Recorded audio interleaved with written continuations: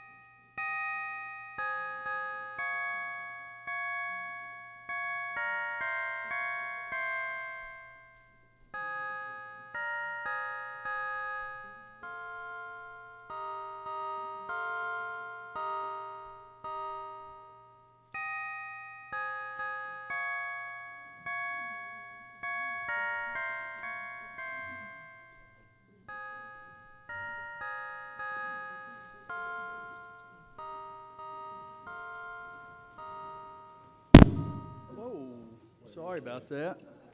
I'd like to explain just a couple of things before I go forward. We weren't very clear-cut in how families should vote. Some husband and wives voted separately, some voted together. So in fairness, what Rayford and I did, when a husband and wife voted together, we counted that vote as a 2, either for or against. Husband and wives who voted apart obviously were 1 each. So it was the yes and no's were pretty straightforward if you use that criteria. We had 113 votes yes, 22 votes no. So that's 84% yes.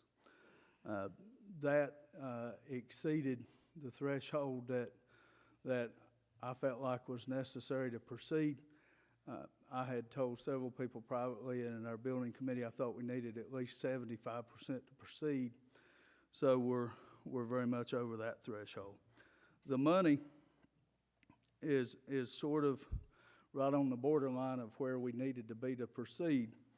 The pledges, some of them were difficult to count, and maybe that's probably on my fault for not making the pledge form simpler.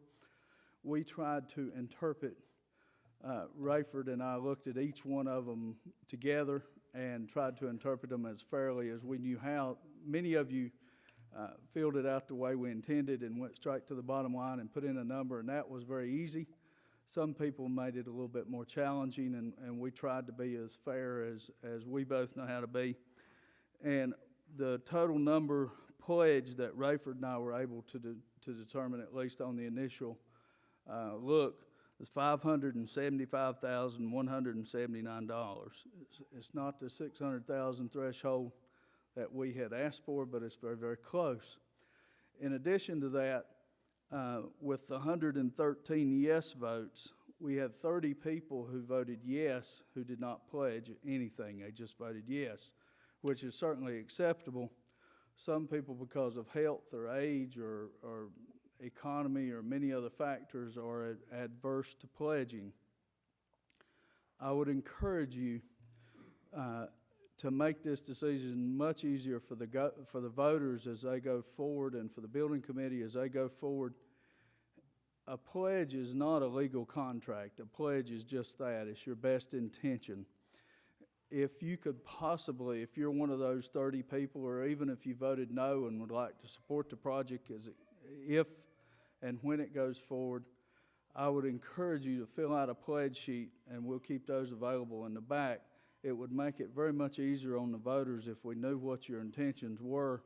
It's hard to read a yes, we're in favor, and many people wrote notes. We'll support what we can, or we'll support it as we have funds available and that sort of thing. And I truly appreciate that. I'm not being critical, but it would make it much easier on the voters if you could at least give us a guesstimate of what you think you'll be able to do.